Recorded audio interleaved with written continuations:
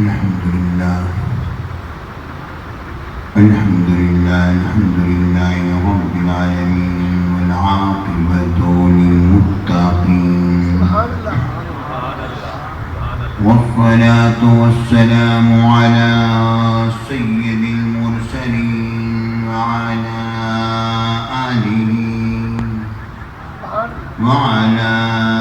آله وصحبه وأهل بيته أجمعين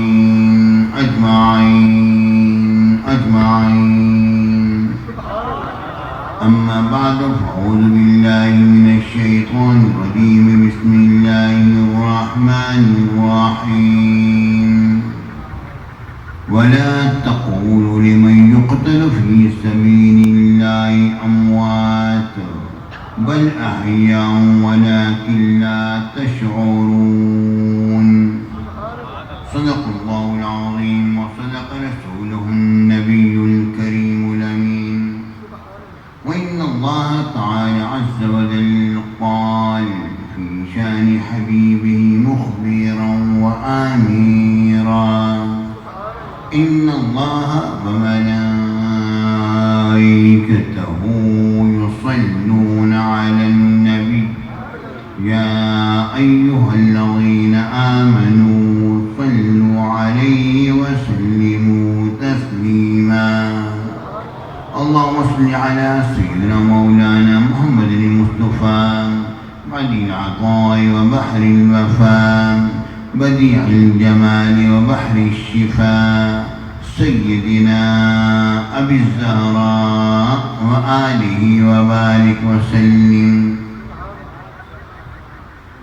محترم حضرات، سامعین کرام، حاضرین فلم، پیارے ساتھیوں، دوستوں، بزرگوں، پیارے بچوں، علماء کرام، برادر سنت، ہمارے السلام علیکم ورحمۃ اللہ وبرکاتہ.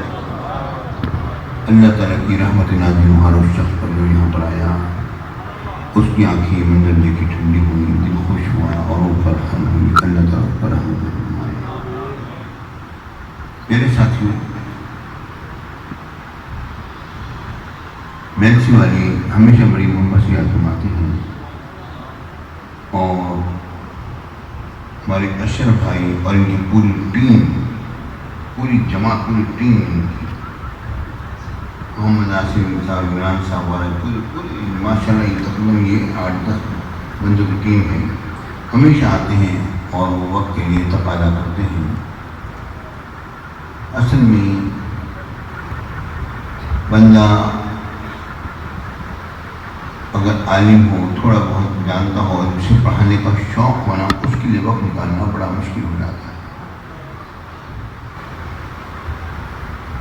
میرے ساتھیوں، علم کی ایک لذت ہے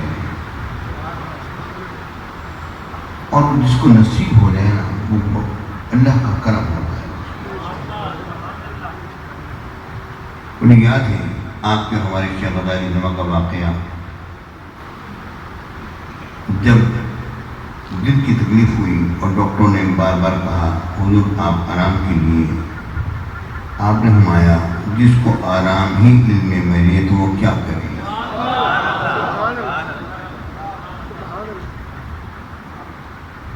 پیارے ساتھیوں، اللہ رب العالمین نے اس دنیا کے اندر ان کو پھیلا دیا. اور ان کو کس طرح پھیلایا؟ پروردگار نے ایک علم وہ تھا جو کہ فرشتوں کو عطا فرمایا تھا، لیکن اس کے اوپر کچھ اور علم بھی تھا جو فرشتوں کو عطا نہیں ہوا تھا. فرشتوں کو علم عطا ہوا تھا مگر اس کے اوپر ایک اور علم بھی تھا. جو کہ فرشتوں کو عطا نہیں ہوا تھا۔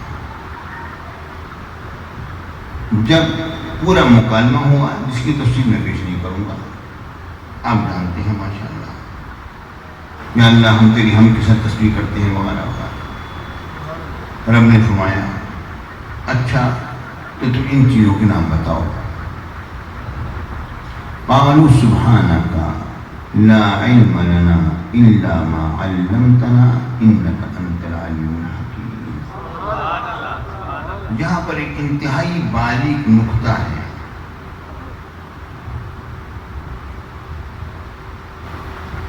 یہ علماء کے لیے پہلی بھی ہے، اس کو بوجھیں گے علماء جو ہیں۔ بات کو ادھورا چھوڑ دوں تو میرے خیال میں مناسب رہے گا علماء کے لیے، آپ کے لیے بات پوری کروں گا۔ قالوا سبحانک لا علم لنا، جب فرشتے ان چیزوں کے نام نہیں بدلا سکے تو بولے، قالوا انہوں نے کہا سبحانک پاکی ہے تیرے لیے، لا علم لنا، لا آتا ہے نفی جنس کے لیے، جنس کی نفی کرتا ہے۔ اس کا ترجمہ میں یہی کروں گا، یا اللہ ہمارے پاس تو تھجوں یہ علم ہے ہی نہیں،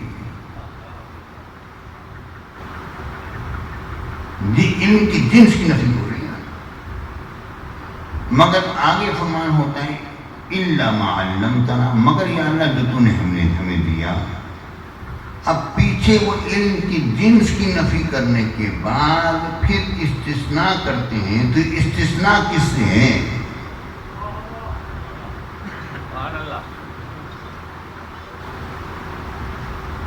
استثناء کس چیز سے؟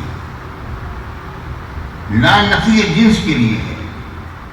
لا نفی جنس جب نکرہ پر داخل ہوتا ہے تو اس کو مبنی پر فتح کر دیتا ہے۔ لا علم، علم کی زبر بتلا رہی ہے کہ علم کی جنس کی نفی کر رہے ہیں، یا اللہ ہمارے پاس اس علم کی جنس ہے ہی نہیں۔ الا ما علمتنا، مگر جو کہ تو نے ہمیں دیا۔ اس کا مطلب یہ ہے کہ یہ استثناء اس علم سے نہیں ہے، اس کا مستثنی منہ کوئی اور ہے جو موجود ہے۔ یا اللہ یہ علم جو ہے اس علم کی جنس ہمارے پاس نہیں ہے، یہ اور ہی کوئی علم ہے جو تو نے آدم کو دیا ہے۔ جو آپ بھی آگے علماء کی میں کہا چلو اِلَّا مَا عَلَّمْتَنَا، مگر جو کہ تو نے ہمیں علم دیا ہے وہ تو ہم جانتے ہیں، مگر یہ علم ہمارے پاس نہیں ہے۔ اس کا مطلب واضح ہو گیا پیارے ساتھیوں کہ رب العالمین نے ایک خاص علم ایسا تھا جو کہ آدم کے لیے سنبھال کے رکھا تھا، اور جو آدم علیہ السلام کو عطا ہوا تو رب نے فرمایا اے آدم اب آپ ان فرشتوں کو ان چیزوں کا علم دے دیجیے۔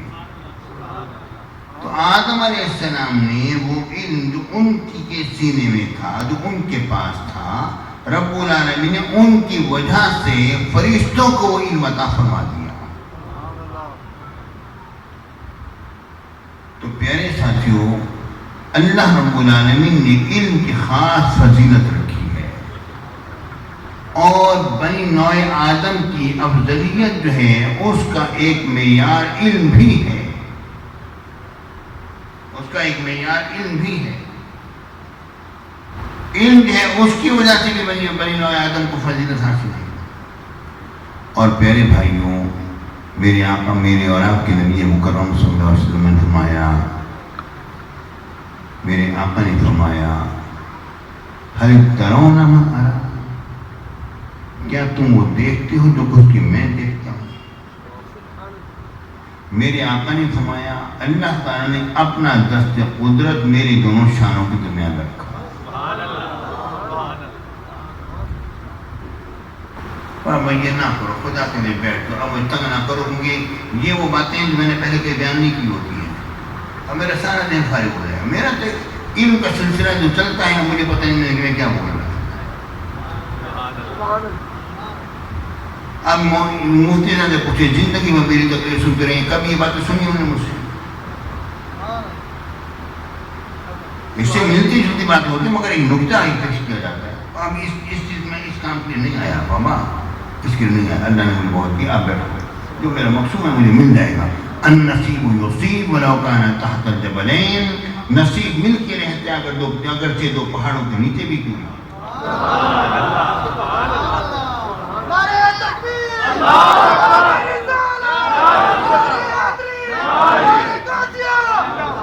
ہم تو مدارس کے لیے کہتے ہیں، یونیورسٹی کے لیے کہتے ہیں، مدارس کے لیے، ہم تو اپنے مشورہ علوم کے لیے کہتے ہیں۔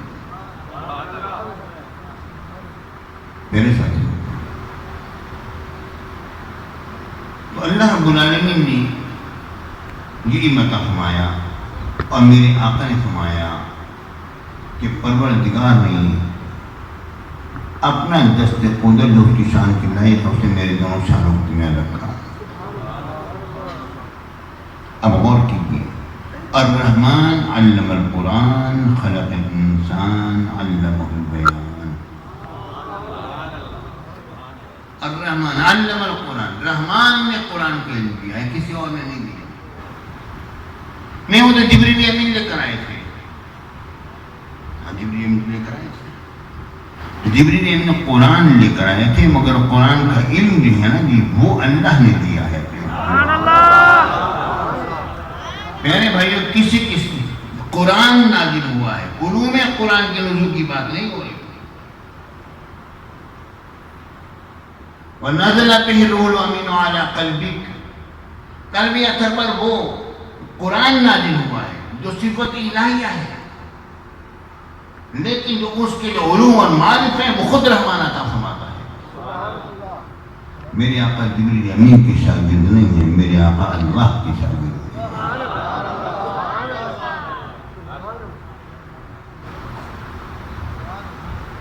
جبریل امین نے، اب وہ وہاں بہت بحث بڑی لمبی ہو جائے گی، ادھر نہیں جاتا کہ وہ قرآن میں کس طرح نازل ہوا، کہ وہ بحث بڑی طویل بحث ہے، وہ ادھر نہیں جاتا، اب یہ بات کر رہا ہوں۔ میرے ساتھیوں،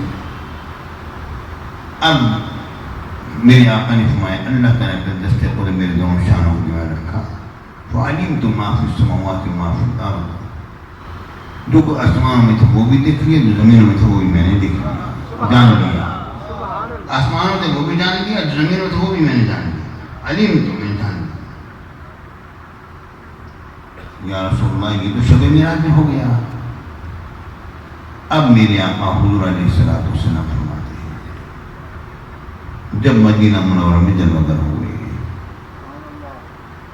اب دیکھیں کوئی شخص یہ نہ سمجھے کہ حضور علیہ السلام نے جو آسمانوں میں تھا، جو زمینوں میں تھا، سب کو پہچان دیا ہے تو علم حضور کا منتہی ہو گیا، ختم ہو گیا، یہاں پر آگے معاملہ ختم ہو گیا۔ یہ بات نہیں ہے۔ میرے اور آپ کے نبی مکرم صلی اللہ علیہ وسلم جو مدینہ منورہ میں آتے ہیں، میرے شروع کی گرہ لگتا ہے، میرے آقا نماز پڑھاتے ہیں اور آگے بڑھتے ہیں، پیچھے بھی ہٹتے ہیں۔ یا رسول اللہ، ہم نے دیکھا آگے بڑھے اور پیچھے بھی ہٹے نہیں۔ میرے آقا نے فرمایا، میرے سامنے جنت اور جہنم کو پیش کیا گیا، میں نے وہ کچھ دیکھا جو اس سے پہلے میں نے نہ دیکھا تھا۔ میں نے وہ کچھ دیکھا جو اس سے پہلے میں نے نہ دیکھا تھا۔ جب وہ کچھ دیکھا جو پہلے نہیں دیکھا تھا، یا رسول اللہ، ابھی تو آپ نے شب معراج میں چند سال پہلے ارشاد فرمایا ہے، اللہ تعالیٰ نے اپنا دست قدرت میرے دونوں شانوں کے درمیان میں رکھا، اور پھر میں نے فعلمت ما فی السماوات وما فی الارض، جو آسمانوں میں تھا وہ بھی جان لیا، زمینوں میں تھا وہ بھی میں نے جان لیا۔ ابھی آپ نے یہ فرمایا کہ سب کو پہچان لیا، جان لیا۔ اب آپ فرماتے ہیں یا رسول اللہ کہ میں نے جو میں نے اس سے پہلے نہیں دیکھا تھا اب وہ میں نے دیکھ لیا۔ مطلب کیا ہے؟ اس کا مطلب یہ ہے کہ علم کی مختلف صورتیں ہیں، مختلف کے اشکال ہیں۔ ایک ہے علم کا جاننا اور ایک ہے اس کو دیکھنا۔ پیارے بھائیو، ایک شخص آپ کو تمام چیزیں بتا تو دیتا ہے، پڑھا تو دیتا ہے، آپ نے پڑھ بھی لیا، جہاز بنانے والوں نے جہاز کی پوری اس نے تھیوری اس کی پڑھ لی اور تمام معاملات ہو گئے، سارے سلسلہ ہو گیا، مگر جب جا کے جب پریکٹیکل کرتا ہے تو وہ الگ چیز ہوتی ہے۔ ایک ہوتا ہے جان لینا اور ایک ہوتا ہے دیکھ لینا۔ میرے آقا نے پہلے جانا تھا، اس کے بعد رب العالمین نے وہ سب کچھ دکھلا بھی دیا، اور جب رب العالمین جو اپنے حبیب پاک صلی اللہ علیہ وسلم جب سب کو وہ دکھلایا تو رب العالمین نے فرمایا وَكَذَلِكَ وَكَذَلِكَ نُرِي إِبْرَاهِيمَ مَلَكُوتَ السَّمَاوَاتِ وَالْأَرْضِ وَلِيَكُونَ مِنَ الْمُوقِنِينَ۔ اے محبوب، جس طرح کہ اب ہم نے آپ کو سب کچھ دکھلایا ہے نا، اسی طرح ہم نے ابراہیم علیہ السلام کو اس زمین اور آسمانوں کے عجائبات دکھلائے تھے۔ وَكَذَلِكَ جو کچھ آپ نے، جو کچھ یہاں پر تھا، جس طرح ہم نے آپ کو دکھلایا، ابراہیم علیہ السلام کو بھی دکھلایا۔ وَكَذَلِكَ، اور اسی طرح، کس طرح؟ تفسیر اٹھا کے دیکھو، وہ یہی حدیث بات پیش کرتے ہیں کہ میرے آقا کو جب دکھلایا گیا تو رب العالمین ہوا اسی طرح اے محبوب اللہ نے ابراہیم علیہ السلام کو دکھلا دیا تھا زمین اور آسمانوں کے عجائبات۔ اب ان کی مختلف شکلیں بن گئی، مختلف چیزیں ہو گئی، مختلف اس کے اینگلز ہو گئے، ہر اینگل سے اب ان کو مختلف زاویے سے دیکھا جانے لگا۔ پیارے بھائیو، یہ بات ذہن میں رکھ لو کہ ہر علم کا زاویہ میرے نبی کے پاس ہے۔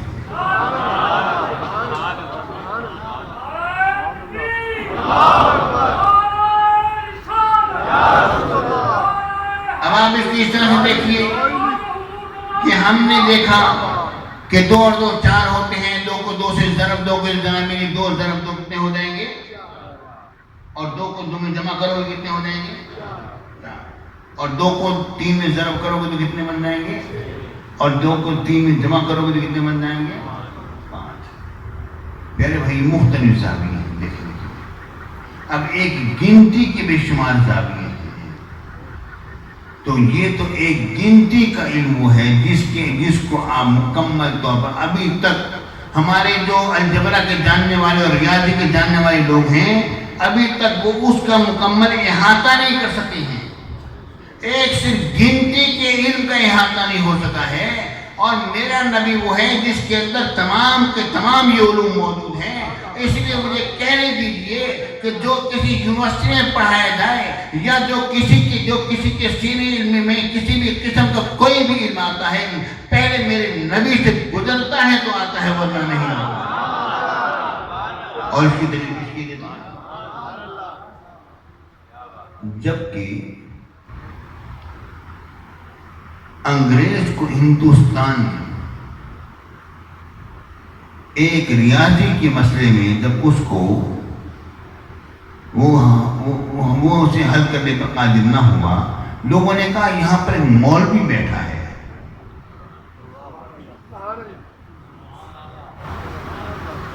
اس سے پوچھو۔ ایک مولوی ہے، مولوی وہ بتائے گا، مولوی بتائے گا، مولوی بتائے گا۔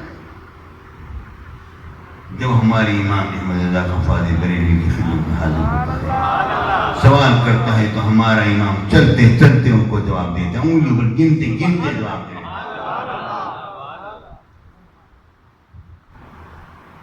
پیارے بھائیو، جس طرح کہ مولانا فضل خیر آبادی علیہ رحمۃ اللہ کی کالے پانی کی سزا دی گئی،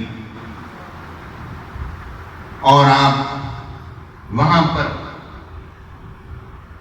تلواریاں اٹھا رہے تھے اور کام کر رہے تھے، تو وہاں پر بھی انگریز کو کسی ریاضی کے مسئلے میں جب معاملہ ہوا تو لوگوں نے اس سے کہا یہ مسئلہ حل نہیں ہو رہا۔ اس نے کہا کہ یہاں پر ایک مولوی ہے، وہ بتائے گا۔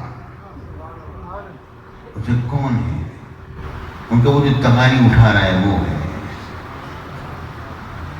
مولانا فضل خیر آبادی نے دھوتی باندھی ہوئی تھی، کرتا پہنا ہوا تھا، اور ان سے کہا گیا کہ یہ کیا ہے؟ انہوں نے کھڑے کھڑے جواب دیا۔ اس وقت انگریز شرم سے ڈوب مر رہا تھا۔ اس نے کہا مولانا مہربانی کیجیے، یہ آپ تلواری اٹھا کے رکھ دیجیے، آپ جائیں کمرے میں جا کے آپ آرام کریں۔ اور اس نے پھر وہاں برطانیہ میں ان کی رہائی کے لیے باقاعدہ طور پر اس نے ایک خط روانہ کیا اور تار روانہ کیا کہ مہربانی کیجیے آپ اس عالم دین کو آپ اس مکانی پانی کی سزا سے آپ اس کو مستثنیٰ کریں۔ اور برطانیہ سے جب پروانہ آیا ان کی رہائی کا، ادھر پروانہ آ رہا تھا اور یہاں پر مولانا کا جنازہ جا رہا تھا۔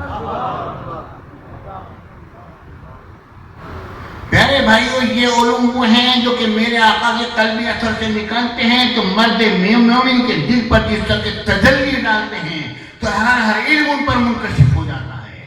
اور اسی اور ایک مقام پر میرے اور آپ کے نبی نے فرمایا جو کچھ میرے سینے میں تھا میں نے سارا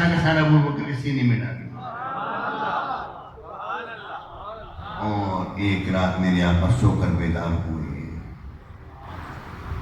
حضور علیہ السلام نے فرمایا میں نے بھی آج ایک سپنا دیکھا ہے، خواب دیکھا ہے. یا رسول اللہ کیا دیکھا؟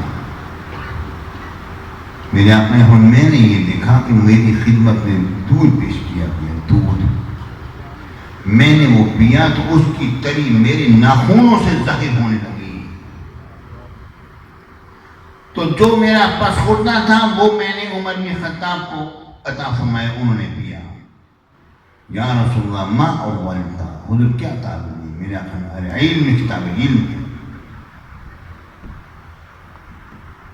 پیارے بھائیوں، یہ سارا کام ہو جانے کے بعد میرے آقا حضور علیہ السلام نے کیا کہ میرے آقا نے فرمایا انا مدینۃ العلم وعلی بابها، میں علم کا شہر ہوں تو علی اس کا دروازہ ہے. لوگوں کو یہ حدیث صحیح نظر نہیں آتی، کیسے نظر آئے گی؟ پیارے بھائیوں، پہلے اپنے دیکھنے کے زاویے کو صحیح کرو. بھینگے کو ہمیشہ ایک کے دو نظر آتے ہیں.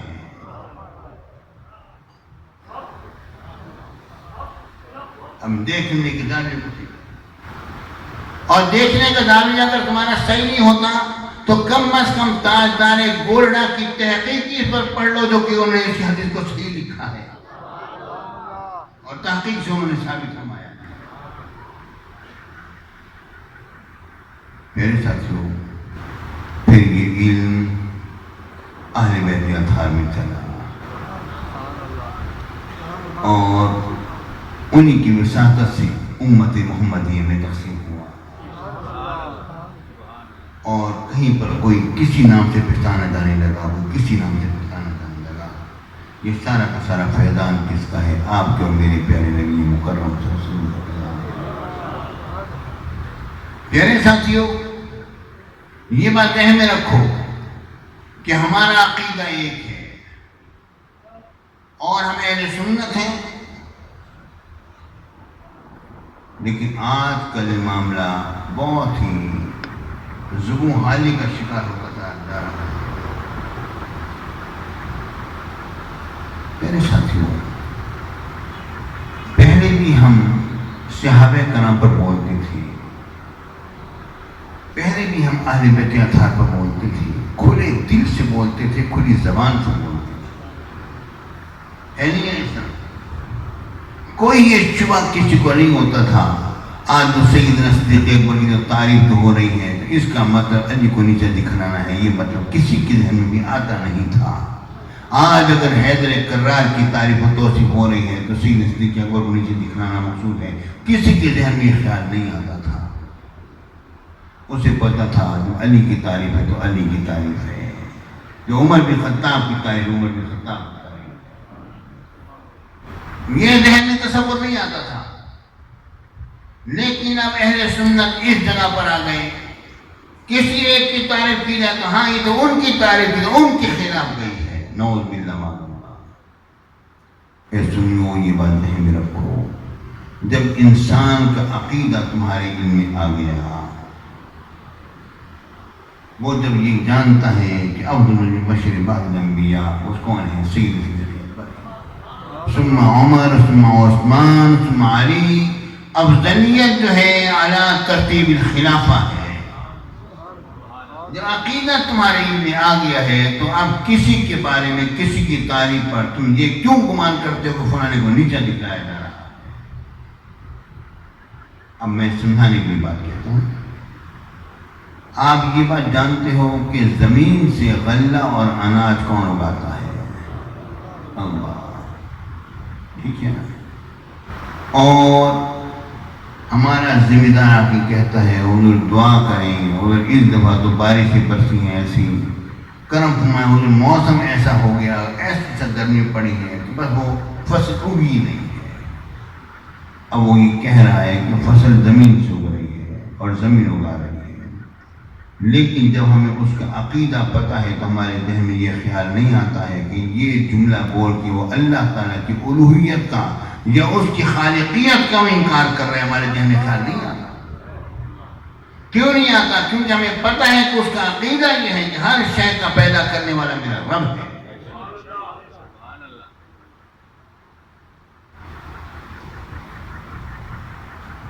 کوئی بھی دانہ جس وقت اگتا ہے تو رب کے اذن سے اگتا ہے.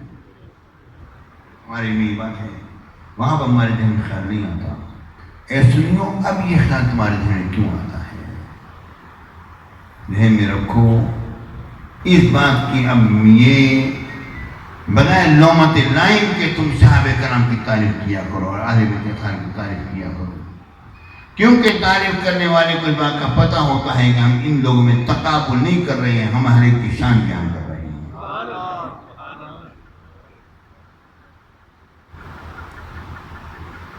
لیکن ہم لوگ بے راہ روی کے شکار ہو گئے.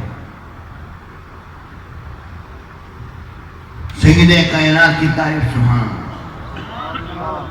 حضرت ام المؤمنین عائشہ صدیقہ رضی اللہ تعالی عنہا کی تعریف سبحان.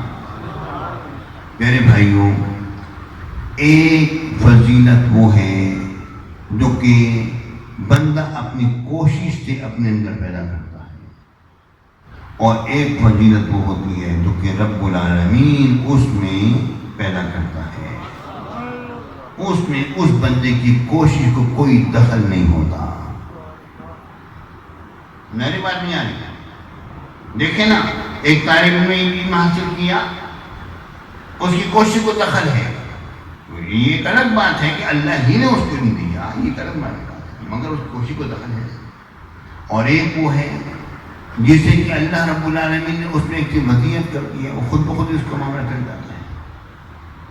آپ دور کہاں جاتے ہو؟ پیارے بھائیوں، آپ حضرت سلطان باہو کو دیکھ لو، بغیر پڑھے کے فرماتے ہیں قال رسول اللہ صلی اللہ علیہ وسلم. حضور نے اس طرح فرمایا، حضور نے اس طرح فرمایا. میرے ساتھ ایک فضیلت وہ ہے جس میں بندے کی کوشش کو دخل ہوتا ہے، ایک وہ ہے جو بندے کی کوشش کو دخل نہیں ہوتا، رب العالمین خود عطا فرما دیتا ہے. اور ایک وہ ہوتا ہے جو کہ رب العالمین اس کے اندر وراثتاً پیدا کر دیتا ہے. یہ مختلف صورتیں. ایمان انسان نے کرایا، اس نے کوشش کی، رب العالمین اس پر رحمت فرمائی، اسے اپنے خاصان خاص بندوں میں شامل فرمایا، اس کے دل کو روشن کر دیا. اب اس غوث اعظم کو واقعہ مجھے یاد آتا ہے، جبکہ غوث اعظم سے ایک اللہ کے مقدس بندے نے کہا، اے عبد القادر جیلانی، ہم آپ کا مقابلہ نہیں کر سکتے، بڑی کوشش کی مگر نہیں کر سکتے. حالانکہ مجاہدیں آپ نے بھی کی اور ہم نے بھی کی ہیں، آپ نے بھی رب کی عبادتیں کی، ہم نے بھی کی، سارا معاملہ ہے. مگر آپ سید ہیں اور ہم سید نہیں، اور آپ پر اللہ کا جو فضل ہے وہ ہم کیسے لے کر آئیں؟ وہ تو رب کی مرضی ہے، جس میں خدا آتا ہے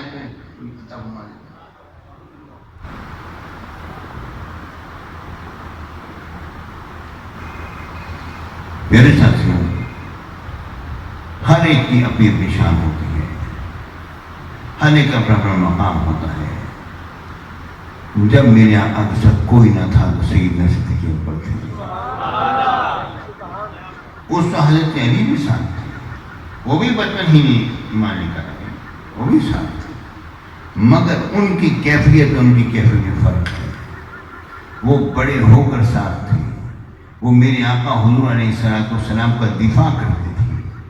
حضور علیہ السلام کی شانہ بشانہ کی بات میں نہیں کرتا، نعوذ باللہ معاذ اللہ، میرے آقا کے ساتھ کھڑے ہو کر کافروں کے سامنے یہ ایک سیسا پھیلائی ہوئی دیوار کی طرح کھڑے ہو جایا کرتے.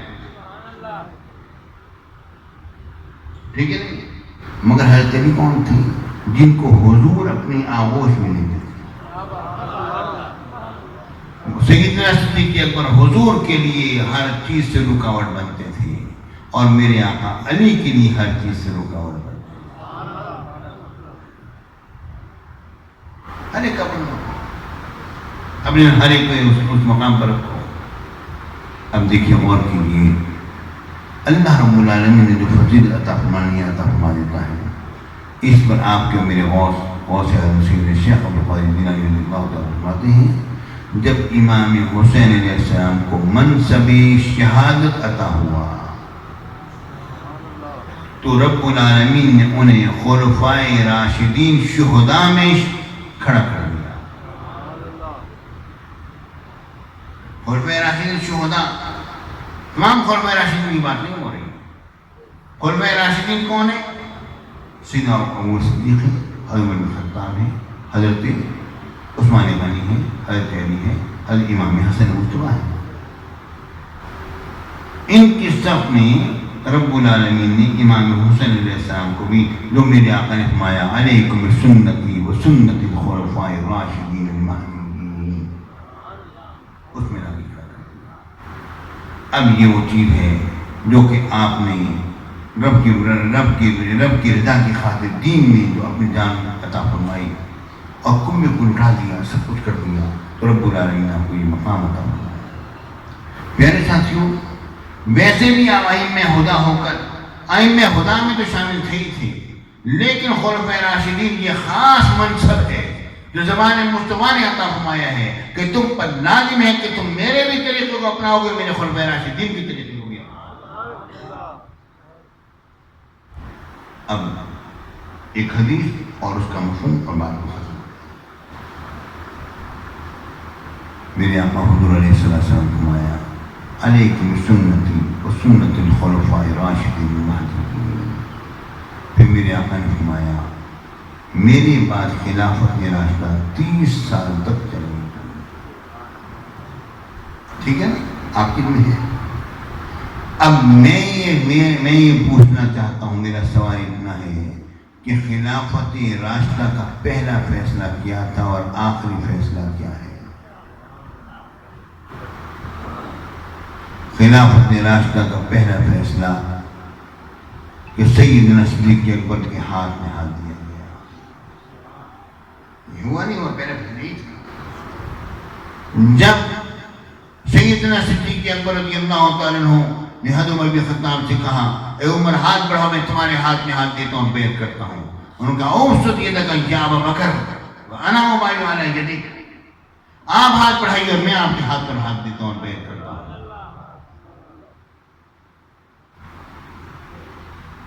میرے بھائیوں، تو سیدنا صدیق اکبر رضی اللہ تعالیٰ عنہ کے ہاتھ پر سب سے پہلے بیعت کرنے والے عمر بن خطاب رضی اللہ تعالیٰ عنہ۔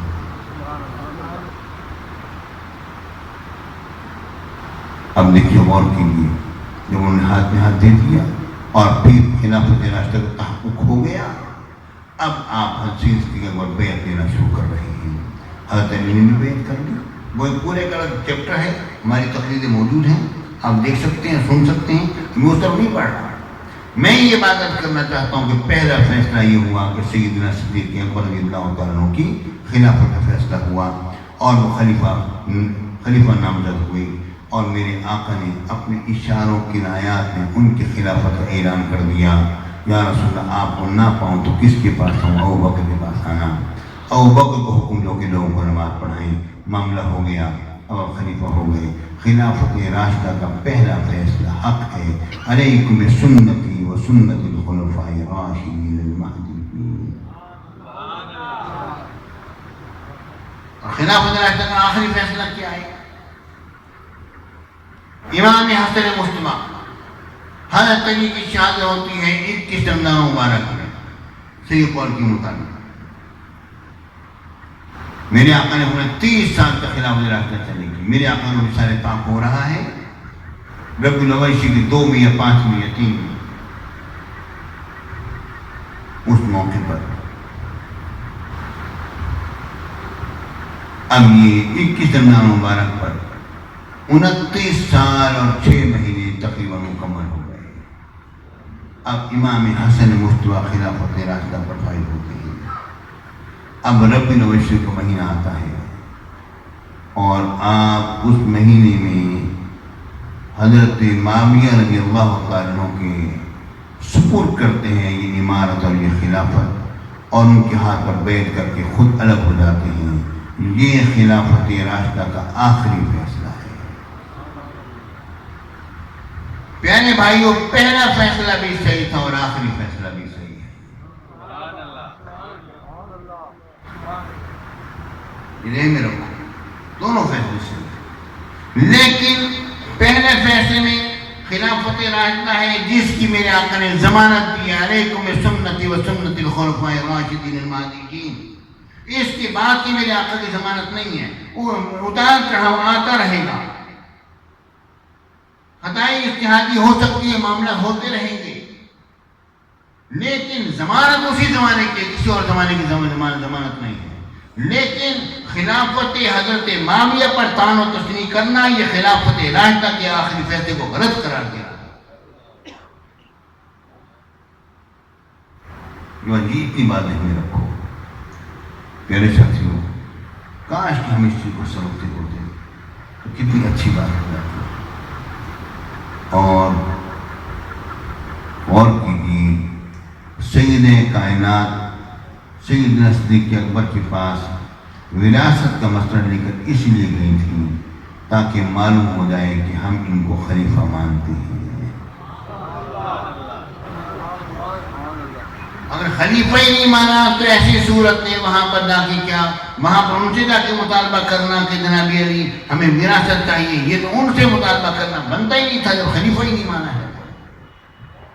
ان کے پاس سید کائنات کا جانا در حقیقت اس اعتراض کا جواب عطا فرمانا تھا کہ لوگ یہ نہ کہیں کہ جب تک میری ہستی تھی تو علی نے بیعت نہیں کی تھی، ہم بیعت کر چکے ہیں تبھی تمہیں آئی ہوا کہتی ہوں کہ وراثت چاہیے۔ اور در حقیقت وراثت مانگنا مقصود نہ تھا، خلافت سیدنا صدیق اکبر پر مہر لگانا مقصود تھا، اور وہی اس جواب کو طلب کرنا تھا جس طرح کہ میرے آقا نے فرمایا لاؤ کاغذ قلم لے کر آؤ، ایسی تحریر لکھ دو اس کے بعد تم کبھی گمراہ نہیں ہوگے۔ عمر بن خطاب نے کہا تھا حسبنا کتاب اللہ، ہمیں اللہ کی کتاب کافی ہے۔ میرے آقا یہی سننا چاہتے تھے اور بات ختم ہو گئی تھی، ٹھیک ہے نہیں ہے؟ اسی طرح سید کائنات نے مسئلہ لے کر آئی، حضرت ابو صدیق رضی اللہ تعالیٰ نے کیا بات کہی، بین آخر یہی فیصلہ ہوا جو اس طرح معاملہ پہلے چلتا رہا تھا اسی طرح چلتا رہے گا۔ وہ بھی اسی جملے کو سننے کے لیے تشریف لائی تھی کہ وہ معاملہ اسی طرح ہی چلتا رہے جس طرح کی چل رہا ہے۔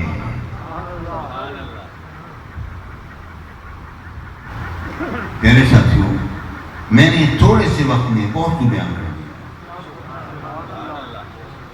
اگر آپ سمجھنے کی کوشش کریں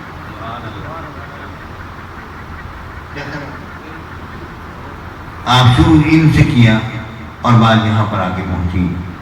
اب اس کے آگے کے معاملات امام حسین پاک اور یزید کا، اللہ اکبر، یزید کے بارے میں اور ان لوگوں نے کہی تو شہزادوں کی جنگ تھی، اس پر میں ایک جملہ کہتا ہوں یزید کے بارے میں کہ تو گدھیر چمار کی، تجھے رام سے کیا کام، تیرا کیا مطلب ہے کہ تو شہزادہ کہاں سے بن گیا؟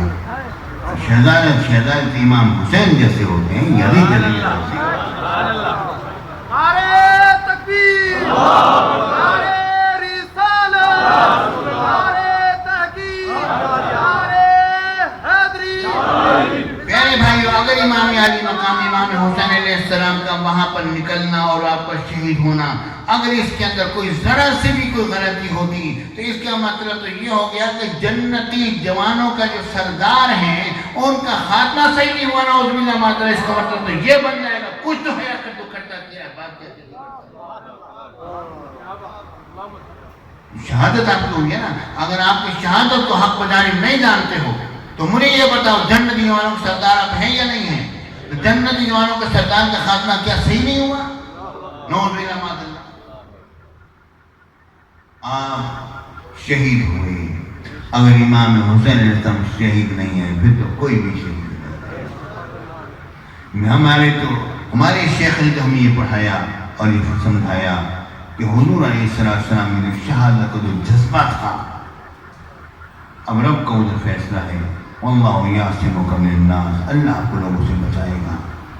اب ادھر رب العالمین یہ فرماتا ہے اور میرے آقا یہ دعا کرتے ہیں لَوَدِدْتُ أَنْ أُقْتَلَ فِي سَبِيلِ اللَّهِ ثُمَّ أُحْيَا ثُمَّ أُقْتَلْ ثُمَّ أُحْيَا ثُمَّ أُحْيَا۔ رب فرماتے ہیں اللہ آپ کو لوگوں سے بچائے گا۔ حضور کہتے ہیں میں چاہتا ہوں اللہ کی راہ میں قتل کیا جاؤں پھر زندہ کیا جاؤں۔ یہ کیا مسئلہ ہے؟ میرے بھائیوں، بات یہی ہے کہ رب العالمین نے تو اپنے محبوب کو بچانا ہے، لیکن ادھر مقام محبوبیت کا اظہار ہے اور یہاں پر مقام محبت کا اظہار ہے کہ یا اللہ میں تیری راہ میں جان دیتی ہوں، پھر زندہ کیا گا۔ اس تو پورا میری تقریر ہے، اس ایک سوال پر جواب، موقع نہیں اس وقت وہ بات کرنے کا۔ بات اختصار سے میں عبارت کرتا ہوں، میرے بھائیوں، بات اصل میں یہ کہ حضور علیہ السلام، ہمارے شیخ نے ہمیں پڑھایا کہ حضور علیہ السلام کی شہادت صدیق کا ظہور حسن مجتبیٰ سے ہو رہا ہے، امام حسن مجتبیٰ سے ہو رہا ہے، اور آپ کی شہادت جہری کا ظہور امام حسین پاک سے ہو رہا ہے۔ یہ میرے آقا کی کا جو جذبہ تھا اس کا اظہار اس طرح ہو رہا ہے۔ کاش کہ ہم اس چیز کو سمجھتے ہوتے اور ہم اس کو جان لیتے۔ اہل بیت اطہار کی تعریف، اہل بیت اطہار کی تعریف کرنی چاہیے اور ضرور کرو اور کیا کرو۔ پیارے ساتھیوں، اس کا مطلب کسی صحابی پر کام نہیں ہوتا ہے، کسی صحابہ کرام کی تعریف کیا کرو، اس کا مطلب یہ نہیں ہوتا ہے کہ آپ کسی اہل بیت اطہار کی شان میں گستاخی کریں، نعوذ باللہ اللہ۔ ہر ایک کی اپنی شان ہے، جب جس کا ذکر آتا ہے اسی کی شان ظاہر ہوتی ہے۔ اچھا مجھے ایک بات بتاؤ، آخری جملہ بول رہا ہوں، بات یہ مجھے بتاؤ، یہاں بہت سارے ہمارے پیر بھائی بیٹھے ہیں، وہ کہتے ہیں ہم تو غزالی جمع کے حاضر بیت ہیں، یہ ان کی اولاد کے حاضر ہے نا۔ پیارے ساتھیوں، جب کوئی حضور دانشور میں امام رسول کا ذکر کرتا ہے تو ان کی تعریف کرتا ہوں، یہ بات ہے، یہ نیت ہے، یہ ایسی شفقت ہے، ایسا پیار ہے، ایسی محبت ہے۔ ہم اسی کا ذکر کرتے ہیں، ایسی تقریر کرتے ہیں، ایسے ذہین ہے، ایسے معاملہ راشدے کا ذکر کرتے ہیں، ماشاء اللہ بڑے پاکیزہ ہیں، کیا بات ہے، دیکھ کر ہی بالکل خوشی آتی ہے، ٹھیک ہے نا۔ میرا ذکر کرتے ہیں، میرے ساتھ محبت کی اظہار کرتے ہیں۔ پیارے، اس کا مطلب یہ نہیں ہوتا ہے کہ ایک کے ذکر کی وجہ سے آپ دوسرے کی تنقید کرو، یہ مطلب نہیں ہوتا ہے۔ اصل بات یہ ہے کہ حج اپنی محبت کا اظہار موقع محل کے مطابق کرتا ہے، بنا تمثیل و بنا تشبیہ عرض کر دینا چاہتا ہوں۔ اللہ اور اس کے رسول جو ہیں یہ تمثیل اور تشبیہ سے بالکل پاک ہیں، اور اسی طرح ہم لوگوں سے کسی صحابی اور کسی اہل بیت اطہار کو کوئی تشبیہ دینا قطعاً جائز نہیں۔ سمجھانے کے لیے بات کہی ہے پیارے بھائیو، جب صحابہ کرام کی تعریف ہوگی تو کسی کی تنقید نہیں ہے، اہل بیت اطہار کی تعریف ہوگی کسی صحابی کی تنقید نہیں ہے۔ اللہ رب العالمین ہم سب پر اپنے رحمت نازل فرمائے۔ کاش کہ ہم میں یہی جذبہ پیدا ہو جائے اور پہلی کی طرح ہم لوگ تقریریں کریں، دل کھلے زبان سے اور کھلے دل اور دماغ سے بولیں۔ آمین و آخر دعوانا الحمدللہ رب العالمین۔ امام صاحب بیٹھے رہیں، ختم شریف ہوگا۔